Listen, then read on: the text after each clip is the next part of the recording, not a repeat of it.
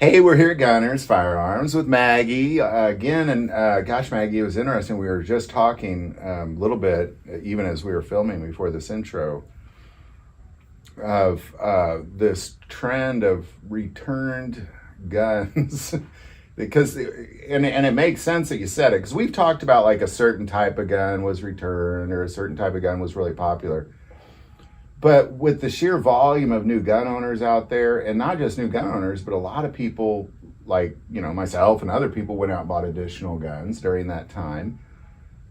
So there's a lot of buyer's remorse. So there's kind of, now that we're seeing gun prices come down, there's a lot of people we'll just share what's going on. It's a lot of buyer's remorse, so to say. So yeah. the remorse really sets into deep regret. These people who have purchased these firearms thinking, yes, that guns hold their value and you will get exactly what you paid for or more when you purchase this firearm. That's not always true, especially in the case of modern firearms and specifically these firearms that come out in these lightweight plastic frames, and then all of a sudden a year later or the year after that they've upgraded, something is newer, better, replacing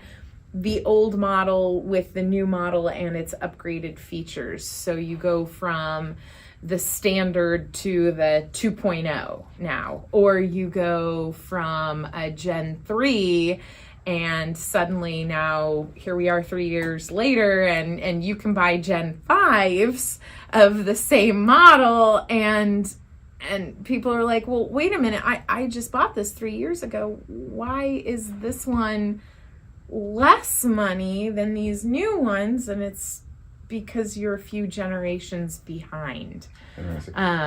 So nobody wants the older stuff as much as they want the shiny, flashy, newest, latest, and greatest. So they've discontinued those old models that you have.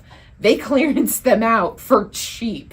So when you go to buy or to sell these back, you're going to get the last price or the current price those are going for.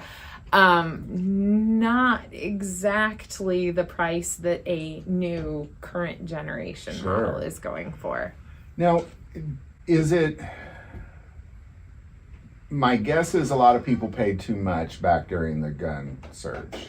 Not always. Not always. That is not always the case. But yeah, in some cases. In some cases, these dusty gun boxes that are coming in that were purchased in 2020, or people that purchased earlier in 2019, and when things were very inexpensive, and they're like, I thought I was going to need it. I thought I was going to be the person that was going to go out and practice, but this is very expensive. Right, it's expensive hobby. Every single time you pull that trigger, that's money. Mm-hmm. That's money every single time you pull that trigger. Ammo is not free. Ammo does not usually come with the firearm. So no, it's expensive. And so people are like, well, I thought I was going to do this, but it turns out here it is 2023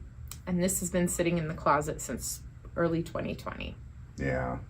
Well, but I want all my money back for it. I paid I know how much I paid for this. I got it at XYZ big box store. They ran these on sale. I got it for this much money and I want that money back. Mm. So this surge in returns that you're seeing, is it because sometimes we see a trend and it's like a little trend. Is this a big surge? I'd say this is a cyclical trend. So it seems to just happen over and over. This is something that I believe, and if you talk to people that have been in this for longer than I have, that have seen generations of gun buyers come through, they probably have about the same thing to say. Like, hey, I bought this when it was the thing. the thing everybody had to have. And then it's like, well, that's not the thing anymore. Here's what everybody's going to. So innovation has never, innovation is,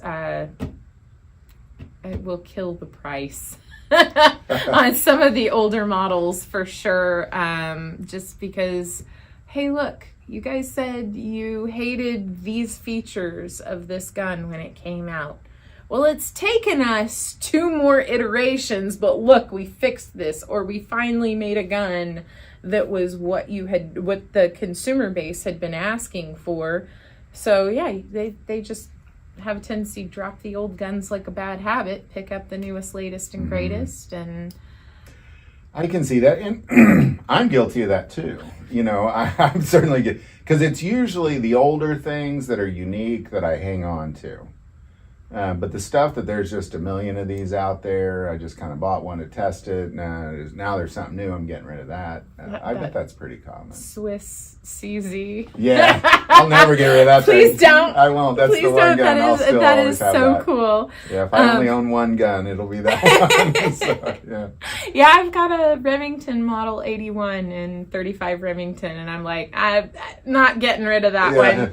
That's kind of a baby. Sorry, no. But I do see why people, because the newer stuff is,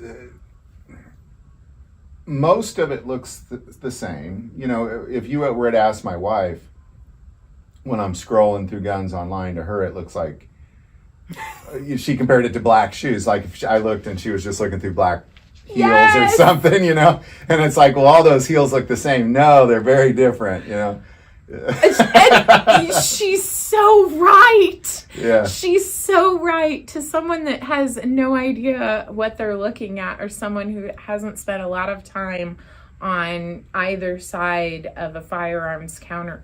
Yeah, they do. Look. So you're like, well, what's the difference? All of these are in 9mm. They shoot the same. And they look the same. Yeah, they look the same. At a first glance, Very first glance. And then you're like, well, let me show you the features. This one has stuff the other one doesn't. This one has, sometimes the upgrades and features are all internal, and you don't notice those upgrades or features until you take the firearm out to the range. And then you're like, oh, wow, what they've done with the recoil system makes this infinitely more fun to practice with than the previous models or something like that. So you do get that. That's pretty cool. At the same time, it's kind of a pain in the rear trying to keep up with all the upgrades that are. Oh, sure. Yeah. Like, did this one come with 2 magazines, 1 magazine, or 3 magazines? I don't remember. What color was the follower when this generation came out? Oh, black? Orange?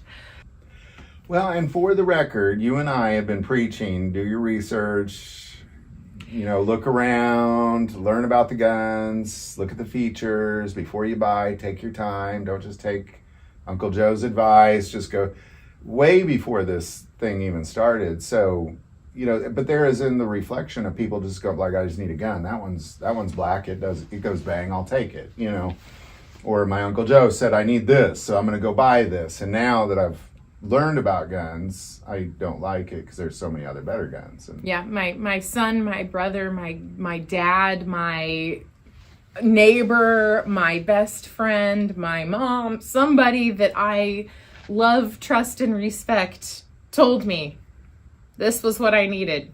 And there's more than that out there.